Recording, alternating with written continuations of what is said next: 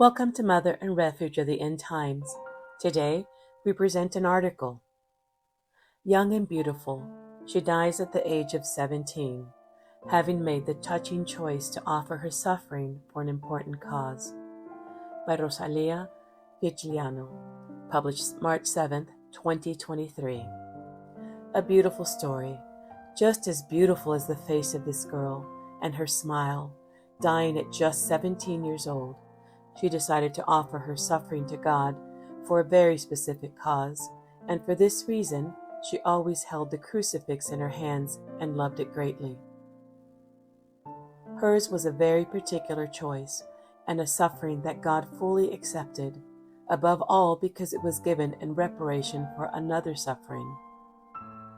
Anna, a life lived in suffering. Her name was Anna Zelíková, and her gaze and smile said it all. She looked so much like Saint Therese of the Child Jesus, but from an early age knew the true value of the spiritual life. They always trusted in God, so much as to give themselves completely to Him. Anna's story affects the hearts of those who read it, a very young girl who died at the age of 17, but who decided to offer her suffering for a very specific cause, for children who died from abortion. True beauty is hidden in the faithfulness of the little things, wrote Anna in her diary. And everything that is known about her is due precisely to these writings, rich in memories, but also in faith and spiritual exercises. Anna was born in 1924 in what is now the Czech Republic, into a very devout family who, from an early age, passed on to her a love for the Lord. She attended Mass every day and had already decided as a young child that her life would be given completely to God. She sought her inspiration precisely from the autobiography of Saint Therese of Lisieux, so much so that at 13 years of age she decided to become a Carmelite nun.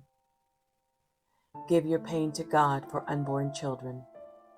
But she still lacked something, which would later become the pivot of her entire existence.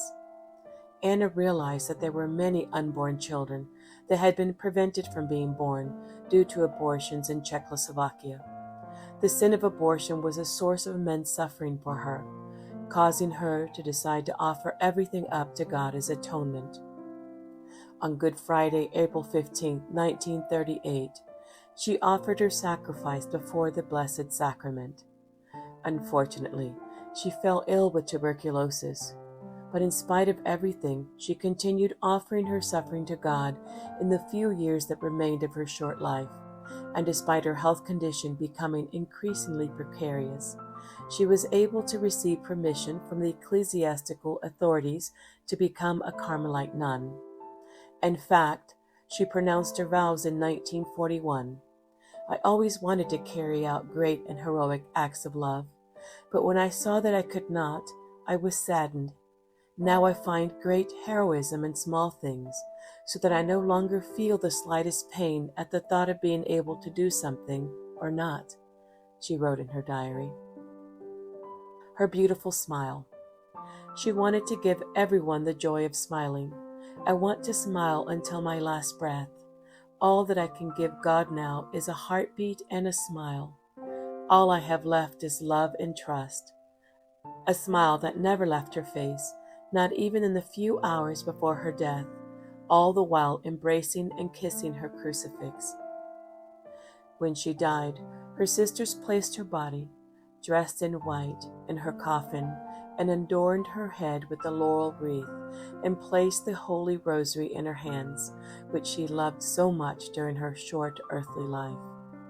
And despite her short life, she was a girl who was able to offer her immense love to God. She gave love and suffering, offered in reparation for so many little lives that were never given a chance to see the light. Thank you for your support. May the Immaculate Heart of Mary be your refuge. Amen.